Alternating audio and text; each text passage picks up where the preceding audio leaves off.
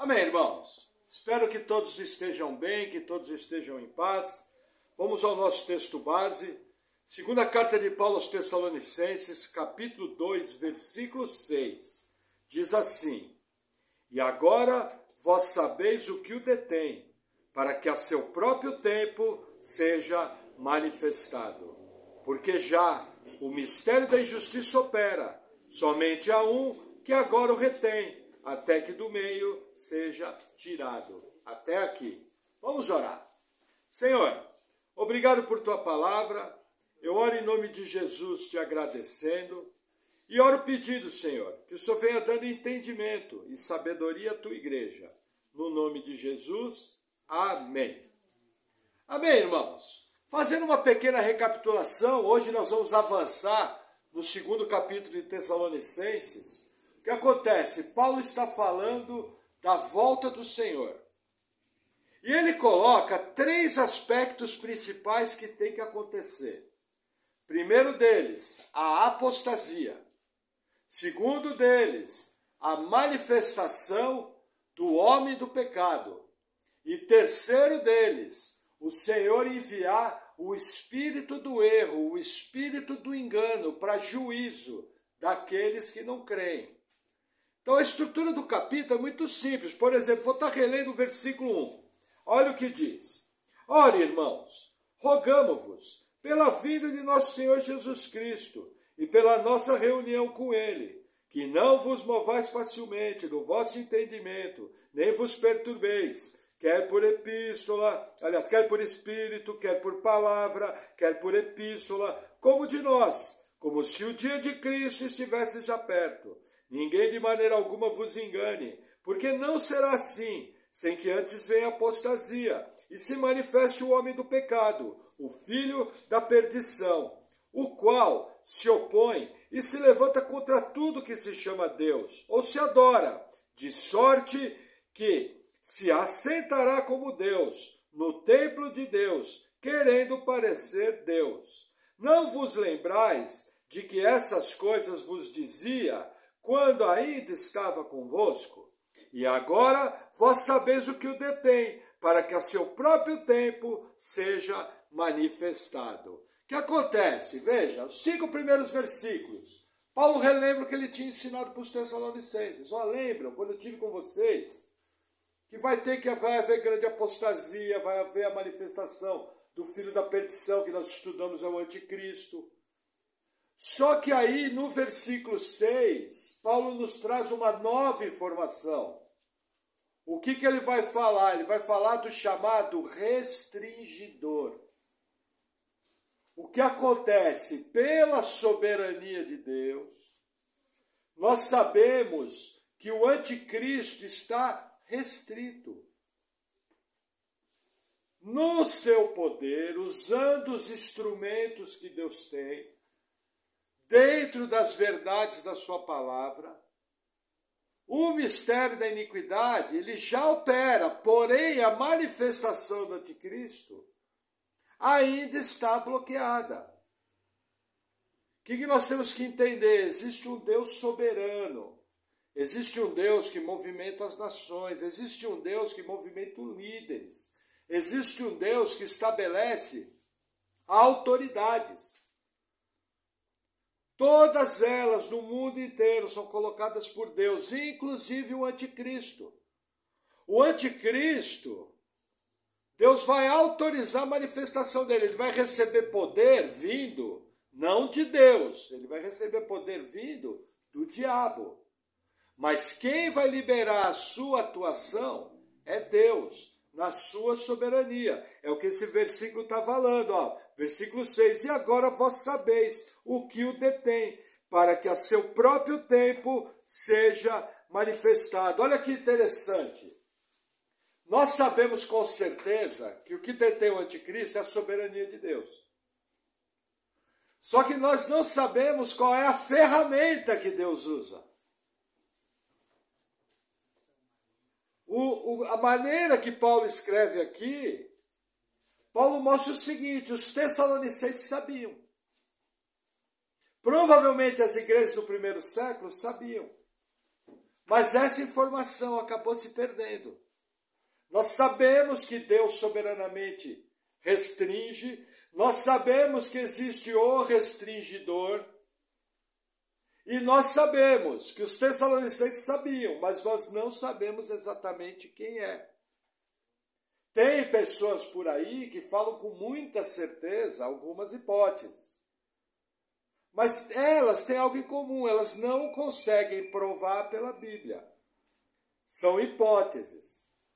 Então o que nós sabemos? Quem está segurando a manifestação do anticristo? A soberania de Deus.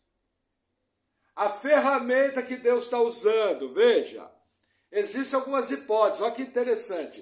Os 4 principais comentários bíblicos que tem no mundo sobre Tessalonicenses tem 4 opiniões diferentes. Você imagina, os 4 maiores estudiosos escreveram 4 comentários e os 4 discordam de quem é o restringidor. O primeiro deles diz o seguinte: o restringidor é o Império Romano. Só que veja o problema dessa visão. O Império Romano já acabou. E o anticristo não veio. Então derruba essa hipótese. Você pode até falar do Império Romano recriado, mas essa hipótese caiu. Um outro comentarista importante diz o seguinte, que o restringidor é o próprio Satanás. Mas olha o problema dessa hipótese. Veja, Apocalipse nos mostra que Satanás vai dar o poder ao anticristo. Como que ele vai dar o poder e ao mesmo tempo ele está restringindo? A Bíblia nos informa o seguinte, que Satanás sabe que tem pouco tempo. A Bíblia fala que ele vem para destruir, para magoar os santos. Por que ele bloquearia a manifestação do anticristo? Seria o contrário. Então essa segunda hipótese também é fraca. Aí existe uma terceira hipótese que vem lá do livro do profeta Daniel. E qual que é? De que o restringidor é o arcanjo Miguel. Essa é uma posição muito forte. Pode ser sim o arcanjo Miguel, por causa da narrativa do livro de Daniel. E aí existe uma quarta hipótese, que aqui no Brasil a maioria das igrejas acha que o restringidor é o Espírito Santo. O que nós entendemos? Depois eu vou mostrar para vocês as aplicações. Existe um ministério do Espírito Santo. Esse ministério do Espírito Santo opera plenamente desde que Jesus subiu aos céus. Eu creio que o restringidor aqui, por causa da maneira que é escrito, o restringidor ele é uma força que tem poder e ele também é uma pessoa. O Espírito Santo tem poder e o Espírito Santo é uma pessoa. Então o que acontece? O Espírito Santo encaixa perfeito. Agora, qual que é o problema da visão das igrejas brasileiras? Elas acham que o Espírito Santo vai ser tirado via arrebatamento. E que depois disso você não vai mais ter chance de conversão. Só que quando eu leio Apocalipse, eu vejo que na tribulação vai ter muita conversão. Na tribulação vai ter um avivamento. Na tribulação, o povo de Israel vai ser atingido, os gentios vão ser atingidos. E muita gente vai ser salva. E a gente sabe pela Bíblia que a pessoa só pode ser salva pelo ministério do Espírito Santo. Não tem outro jeito. O que prova que o Espírito Santo vai estar na terra. Então, qual é a melhor visão que eu entendo? É o ministério do Espírito Santo que detém o anticristo. Porém, num determinado momento, Deus Pai Todo-Poderoso vai falar, libera a passagem. E aí, o ministério do Espírito Santo vai parar de resistir. E vai dar passagem para a manifestação do anticristo. E aí ele vai operar. Dessa forma, você satisfaz tudo que está escrito aqui. E também não vai tão longe, né? Fica dentro de uma coisa bem razoável. Agora entenda, o que é o principal? Soberania de Deus detém o anticristo. Acabou. A ferramenta, o ministério do Espírito Santo. Eu vou mostrar depois por que eu creio isso. Amém? Vamos avançar mais um pouquinho. Versículo 7. Porque já o mistério da injustiça opera. Somente agora há um que agora o retém, até que do meio seja tirado. O que acontece? Ele já opera. Quando a gente olha à nossa volta, a gente vê muita maldade no mundo, a gente vê muita operação demoníaca no mundo. Existem igrejas que, por causa da sua linha teológica, importantes mestres, que acham que Satanás hoje está preso. Nós cremos que essa não é a melhor visão. Basta olhar para a Cracolândia. Basta olhar para as maldades que acontecem no mundo. Então não me parece que o diabo esteja preso. Ao contrário. Me parece que o mistério da iniquidade já está operando no mundo. Trazendo morte, trazendo doença, trazendo desgraça, trazendo destruição do ser humano, destruição da família, perseguição da igreja. Só que nós temos que entender que hoje é limitado. O que é importante? Veja, se hoje tanta maldade no mundo eu sei que é limitado, como vai ser quando o anticristo se manifestar? Percebe o que fala? Tribulação como nunca houve. Porque tanto Deus vai estar no juízo pesado sobre a terra, como o anticristo vai estar numa perseguição pesada contra a igreja, não só contra a igreja, contra tudo aquilo que é bom, tudo aquilo que é correto, tudo aquilo que é bíblico. Hoje ele opera limitado. Mas a gente olha no mundo, à nossa volta, a gente vê esse mistério da iniquidade operando. Que mais? Versículo 8, vamos seguir. E então será revelado o iníquo, a quem o Senhor desfará pelo espírito da sua boca, e aniquilará pelo esplendor da sua vinda. Vamos lembrar, quem é o iníquo? Anticristo. Foi revelado? Foi. Quem vai destruir ele? Jesus. Vamos lembrar do quadro. Apocalipse 19. Jesus vindo montado no cavalo branco. O anticristo, o falso profeta e as nações da terra reunidos no vale de Armagedon. E aí a Bíblia fala que eles vão ser destruídos pela espada da boca de Jesus. Lembra que eu falei que era uma figura?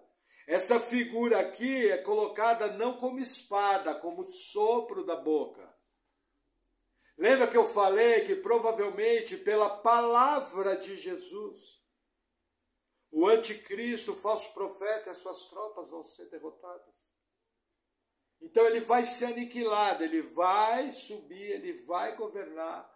Mas na volta de Jesus, quando Jesus vier para estabelecer o reino, nós estaremos juntamente com eles. Vamos relembrar os fatos. Arrebatamento, na última trombeta, antes do julgamento das taças, a igreja sobe, encontra com Jesus no ar. Ao mesmo tempo que isso acontece, Deus começa a derramar as taças de juízo. Aqui em cima acontece o tribunal de Cristo, as bodas do Cordeiro, para galardão, e aí a gente já vem juntamente com Jesus. Nesse pequeno intervalo da ira, ainda vão haver pessoas salvas, que quando Jesus vier vão estar salvas aqui, e que vão entrar para o milênio em corpo físico. Agora o que eu tenho que entender, sempre, arrebatamento na última trombeta, e que eu tenho que entender, o dia do Senhor não vai ter muito tempo. Porque a base da vida vai ser removida. Toda a água do mar vai virar sangue, todos os peixes vão morrer, toda a erva vai ser queimada, toda a água potável vai virar sangue. Demônios vão estar soltos no mundo, o sol vai estar ferindo, trazendo doenças terríveis para as pessoas. Então a base da vida humana vai ser removida. Por isso que nós entendemos, sétima trombeta, subiu. Só que aqui o tempo no céu não é o mesmo tempo da terra. O tempo do céu é sempre eternidade. Aí aqui na terra Deus está moendo tudo, a gente já vem com Jesus. Sempre lembra, é o princípio do general romano, montado num cavalo branco, vindo da vitória. Aí a cidade sai para fora, se encontra com ele, faz uma primeira festa e daí vem todo mundo junto. Entendeu? Então é sempre importante eu guardar isso. Por quê? Porque no Brasil, a maioria das igrejas diz que entre o arrebatamento e a segunda vinda tem 7 anos. É muito tempo. Você tem muita dificuldade de provar isso na Bíblia. É muito mais fácil a gente entender que durante as 7 trombetas nós vamos estar aqui. Quando tocar a 7ª, a gente sai. É muito mais fácil assim. Daí nós vamos ver a manifestação do anticristo, nós vamos ver destruição do mar, nós vamos ver destruição de floresta, nós vamos ver parte da água potável embora, nós vamos ver o anticristo perseguindo a igreja, vamos ver Deus livrando a igreja. Tem um monte de coisa para a gente ver. Será um tempo impensável. Eu creio que esse tempo, embora alguns vão ser entregues para o martírio, vai ser o tempo de nós vermos maravilhas parecidas com o que o povo de Israel viu no Egito. O povo de Israel, Deus estava moendo o Egito. E o povo de Israel estava tranquilo, guardado. O anjo do Senhor matou todos os primogênitos do Egito. Os primogênitos de Israel não. A terra do Egito toda em trevas, o povo de Israel tinha luz. A terra do Egito cheia com praga, cheia de insetos. O povo de Israel não. Então vai ser muito similar ao livro do Êxodo. Mas eu tenho que compreender que eu vou ver essas coisas. Para não me enganar e para estar preparado, estar orando, estar evangelizando, estar conversando com as pessoas que eu amo. Porque na medida que o relógio de Deus acelerar, as oportunidades de evangelismo vão aumentar. Pessoas que antes eram duras para o evangelho, quando começar a ver as coisas espantosas que vão acontecer, vão se quebrantar. E aí você tem que entrar com a palavra. Porque ainda tem muita gente para ser alcançado. E essas pessoas só podem ser alcançadas pela pregação do evangelho. E Deus vai usar a mim e a você para salvar pessoas. Amém? Vamos seguir. Versículo 9. Deixa eu afastar aqui meu esboço. A esse, cuja vinda é segundo a eficácia de Satanás, com todo o poder e sinais e prodígios de mentira. Até aqui, veja, poder do anticristo é demoníaco, vem de Satanás, mas não é pouco. As palavras, sinais, prodígios e, pera lá, poder, sinais e prodígios de mentira. Provavelmente nós vamos ver cura, provavelmente nós vamos ver sinais maravilhosos do céu, vamos ver milagres. Tudo isso demoníaco. Lembra que eu ensinei para vocês que esse versículo aqui é chave para explicar os falsos milagres que acontecem nas religiões pagãs. Porque você não tem como dizer que não foi um milagre. Mas o que é importante saber? Que onde está existindo milagre não é garantido que Deus está operando. É garantido que existe uma força sobrenatural. Lembra, o anticristo vai falar blasfêmias contra Deus.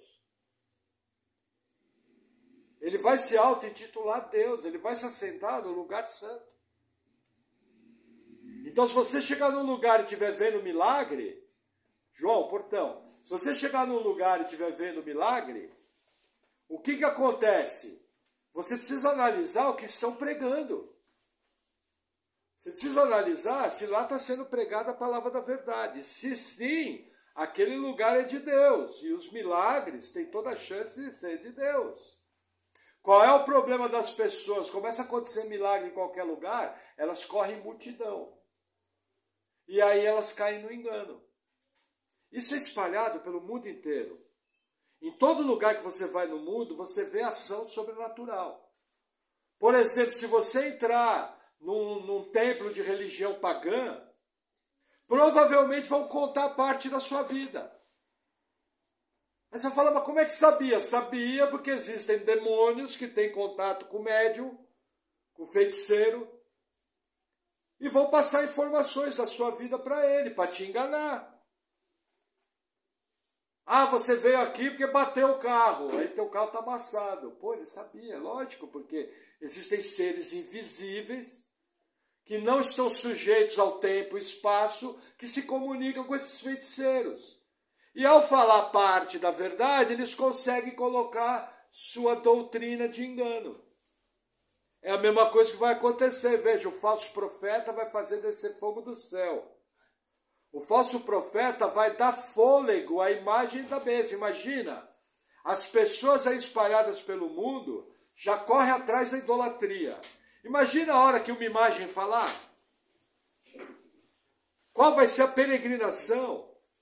Qual vai ser o nível de adoração?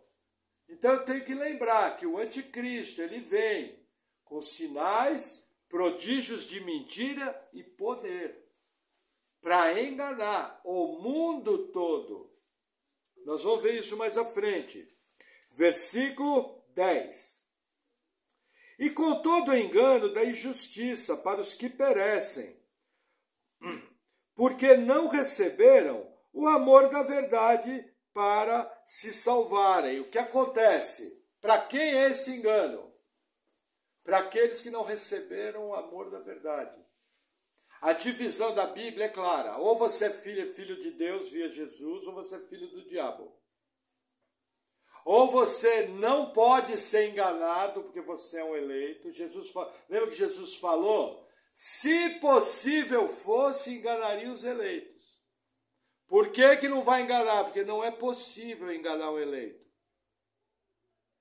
Se você vê um eleito num lugar que está tendo engano, ele não é eleito. Porque o eleito não pode ser enganado. Agora, quem não é eleito vai ser enganado. O alvo da operação do anticristo é para eles. O alvo da operação do anticristo é para aumentar o engano. E fazer com que eles tenham fé no iníquo, não no Deus de Israel. Ao operar poder, ao operar sinais, ao operar maravilhas, ele vai se auto-intitular Deus.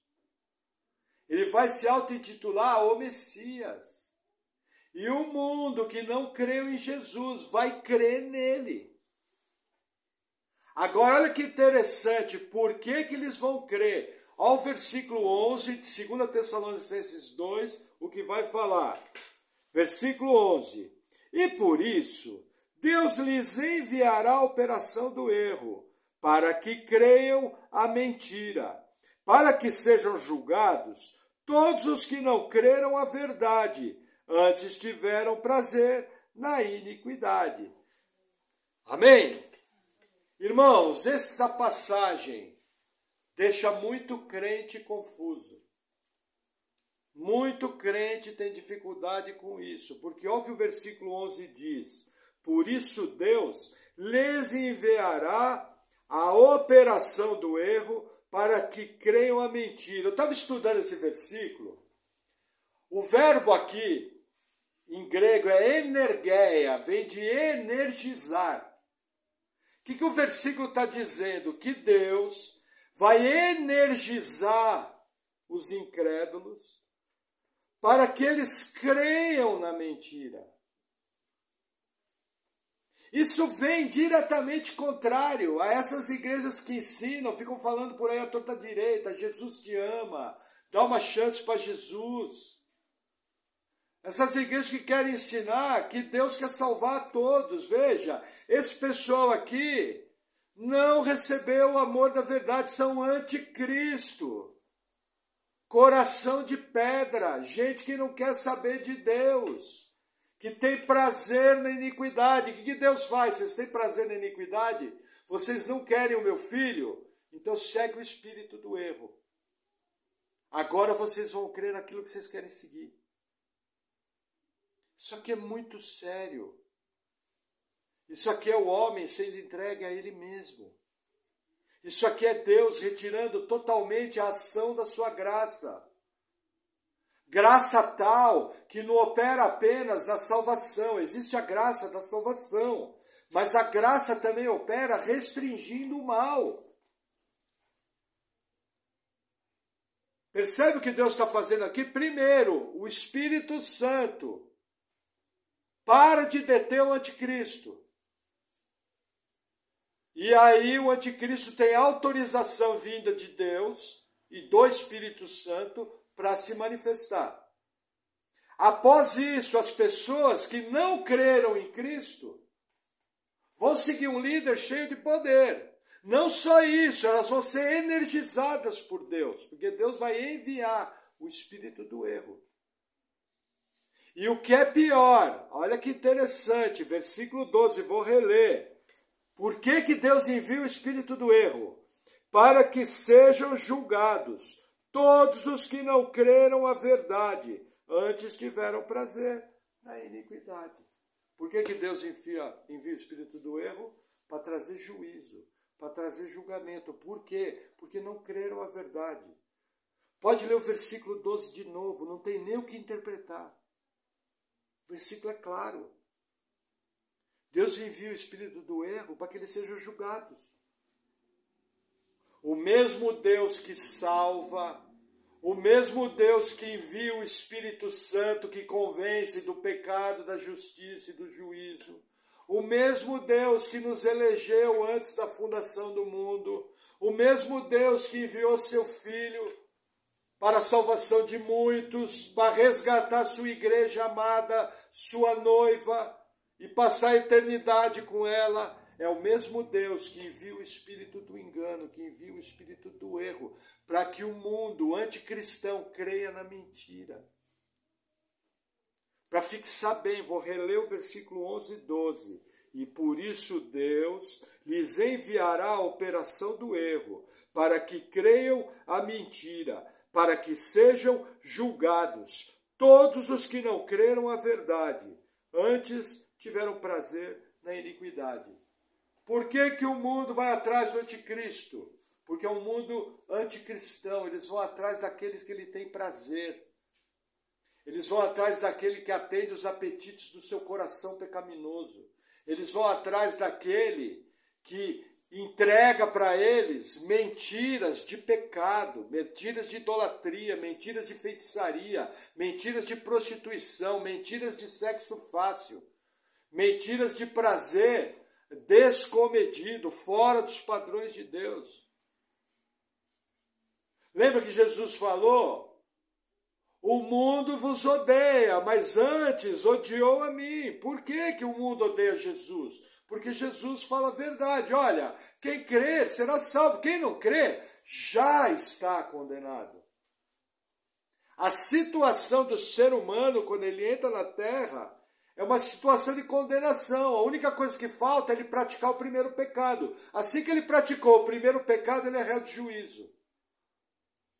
Nós sabemos pela Bíblia que é impossível o ser humano não pecar, porque ele é pecador. É a natureza dele. Só que aqui é o seguinte, vocês são duros de coração, vocês não querem meu filho, eu vou energizar vocês, para vocês crerem na mentira, para que vocês sejam julgados. E vão acertar as contas por causa da iniquidade de vocês. É isso que Deus está fazendo. Alguns versículos que comprovam isso. Aí a pessoa fala, pastor, não entendi, porque nunca me falaram isso. Que Deus pode enviar o espírito do erro. Mas é claro na Bíblia. Quer ver que interessante? Eu separei alguns versículos aqui. Vamos primeiro, Mateus 13. Não, vamos que está mais perto. Evangelho de João, capítulo 3. Vai voltando na sua Bíblia. Evangelho de João, capítulo 3. Vai passar por Atos, por Romanos, por Atos dos Apóstolos.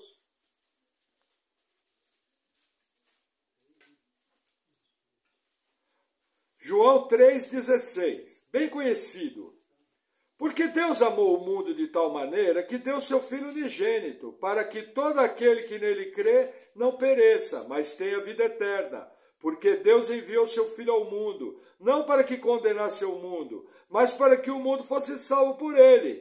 Quem crê nele não é condenado, mas quem não crê já está condenado, vírgula, porque não crê no nome do unigênito Filho de Deus. Igual 2 Tessalonicenses, condenação igual. Por quê? Porque não creu. Creu na mentira. Mesmo João 3, capítulo 36, olha que interessante. Versículo 36, João 3, 36. Diz assim: aquele que crê no Filho tem a vida eterna, mas aquele que não crê no Filho não verá a vida. Vírgula. Olha a frase. Mas a ira de Deus sobre ele permanece. Olha como você precisa tomar cuidado com a interpretação bíblica. Versículo 16, Deus amou o mundo.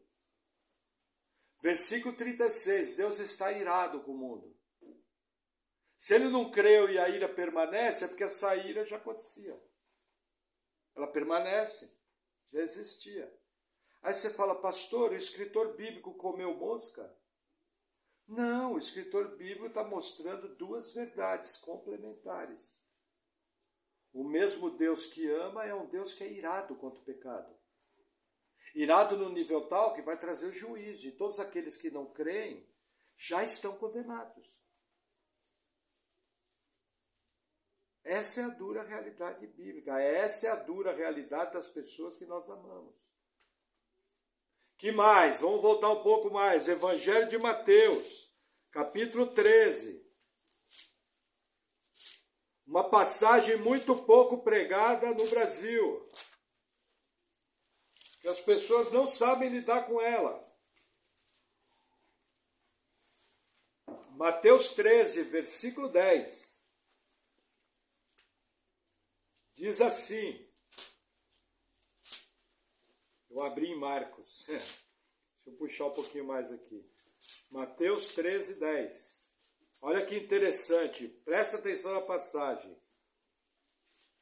E acercando-se dele os discípulos, disseram-lhe: por que lhes falas por parábolas? Olha a situação aqui.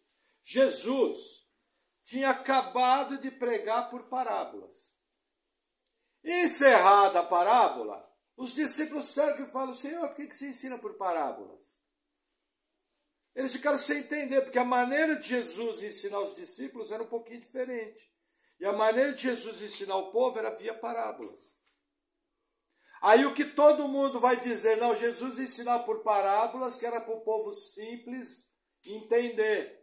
Quem já ouviu essa interpretação? Só eu ouvi? É verdade, mas é parcial. Existe um outro motivo que também Jesus ensinava por parábolas, e aqui vai dizer, versículo 11. E ele respondendo disse-lhes: porque a vós é dado conhecer os mistérios do reino dos céus, mas a eles não lhes é dado. Pausa. Quem são vós? Os discípulos. Os discípulos representam o quê? A igreja, o povo eleito. A nós é dado conhecer os mistérios do reino dos céus. Aos ímpios não. Por quê? Porque o homem natural não compreende as coisas do Espírito, porque lhe parece loucura. O homem natural só pode compreender as coisas do Espírito pelo poder do Espírito Santo, que convence do pecado, da justiça e do juízo. É necessário Deus vir e dar vida. Porque a pessoa está morta. Não compreende. Quando você fala de vida eterna para a pessoa, ela pode compreender com a sua mente, mas jamais vai compreender com o coração. É uma parede. Bum, bum.